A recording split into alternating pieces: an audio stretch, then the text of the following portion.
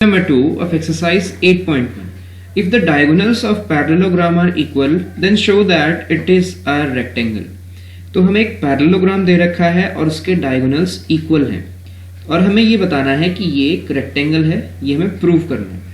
तो सबसे पहले हम इसमें देखते हैं गिवन क्या दे रखा है। हमें गिवन लिखेंगे। हम गिवन में दे रखा है कि ABCD एक पैरेललोग्राम है और इसके डायगोनल्स इक्वल हैं।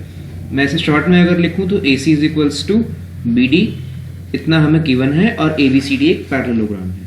हमें प्रूफ क्या करना है? टू प्रूव हमें प्रूव करना है कि ABCD एक रेक्टेंगल है।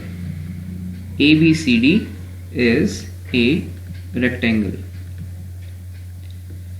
तो अब हम इसे कैसे प्रूव करेंगे? तो हमें यह प्रूव करना होगा कि इसका कोई भी एक एंगल, जैसे फॉर एग्जांपल मैं ले लूं एंगल BCD, ये 90 डिग्री है। अगर हमने ये प्रूव कर दिया तो इसके बाकी सारे एंगल्स भी 90 डिग्री के हो जाएंगे। Opposite angles of parallelogram are equal. और अगर कोइंटीरियर एंगल की प्रॉपर्टी लगाएंगे तो इन दोनों का सम 180, तो ये भी 90 डिग्री हो जाएगा। तो सारे एंगल 90 डिग्रीज के हो जाएंगे। तो अगर हमने एक एंगल को प्रूव कर दिया कि वो 90 डिग्री है तो वो सारे एंगल 90 डिग्रीज के हो जाएंगे। और जिस पैरेललोग्राम में सारे एंगल्स 90 डिग्री के होते हैं वो एक रेक्टेंगल होता है। तो अब इसे हम प्रूव करते हैं। प्रूफ, तो इसके लिए हम कोई भी दो ट्राइंगल ले लेते हैं ADC एंड BCD। तो मैं यहां पे लिख देता हूं इन ट्राइंगल्स ADC एंड BCD। इन दोनों ट्राइंगल्स को मैंने ले लिया। सबसे पहले तो मुझे यहां पे दिख रहा है DC CD, ये दोनों सेम है, कॉमन है ये दोनों ट्राइंगल्स में, तो मैं यहां पे लिख देता हूं कॉमन। इसके बाद इन दोनों ट्राइंगल्स में गिवन है AC is equals to BD। AC और BD इक्वल है। AC is equals to BD, ये हमें गिवन है। और इसके अलावा हम ये देख सकते हैं AD और BC इक्वल होंगे। और ये क्यों होंगे? क्योंकि opposite sides of parallelogram are equal. तो AD is equal to BC और मैं यहां पे लिख सकता हूं opposite sides of parallelogram are equal.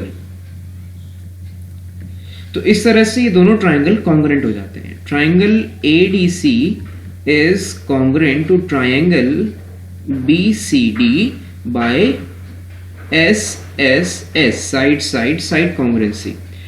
तो अब ये दोनों ट्राइंगल हमारे पास हैं और ये कॉन्ग्रुएंट हैं। तो अब CPCT से हम इनका कोई भी पार्ट इक्वल कह सकते हैं। तो हम ये कह सकते हैं कि ये एंगल और ये एंगल इक्वल है, एंगल ADC एंड BCD। तो मैं यहां पे लिख देता हूं angle ADC is equal to angle BCD। और ये कैसे आया? बाय CPCT से ये दोनों इक्वल आ गए।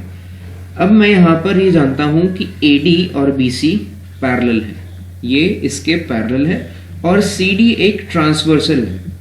तो कोइंटीरियर एंगल्स की प्रॉपर्टी से हमें पता है कि इन दोनों एंगल्स का सम 180 के इक्वल आएगा, 180 डिग्रीज के इक्वल आएगा। तो मैं कोइंटीरियर एंगल की प्रॉपर्टी से इन दोनों को ऐड करके 180 के इक्वल लिख दूंगा। तो मैं यहां पे लिख देता हूं AD is parallel to BC and DC is transversal। DC is transversal। AD BC के पैरेलल है क्योंकि पैरेललोग्राम है और CD ट्रांसवर्सल है। इन दोनों पैरेलल लाइंस को कनेक्ट कर रही है। तो कोइंटीरियर एंगल्स की प्रॉपर्टीज से मैं लिख सकता हूं angle ADC plus angle BCD is equal to 180 degrees. और यहां पर मैं रीजन लिखूंगा को इंटीरियर एंगल्स। और मुझे पता है कि ADC और BCD दोनों इक्वल हैं, तो मैं इन दोनों को किसी एक से रिप्लेस कर देता हूं। ADC है, जैसे ADC को मैंने ऐसे ही रहने दिया और यहां पर BCD को मैं लिख सकता हूं ADC, मैंने इसको रिप्लेस कर दिया, इज इक्वल्स टू 180 डिग्री। ये हो जाएगा 2 angle ADC is equals to 180 degree और एंगल ADC यहां से आ जाएगा 90 डिग्रीज के इक्वल। ये 2 था, हम इसे राइट हैंड साइड ले आए तो ये 180 को डिवाइड कर देगा, तो 180 बाय 2 90 आ जाएगा। तो हमने यहां से प्रूव कर दिया कि ADC 90 डिग्रीज का है। तो इसी तरह से ये भी 90 डिग्रीज का हो जाएगा। अगर ये 90 डिग्री का है तो ये भी 90 डिग्रीज का हो जाएगा। Opposite angles of parallelogram are equal, और ये भी 90 डिग्री का हो जाएगा। तो जिस पैरेललोग्राम के सारे एंगल्स 90 डिग्री के होते हैं वो एक रेक्टेंगल होता है। तो हम यहां से लिख सकते हैं parallelogram having all its angle equal to 90 degree is a rectangle,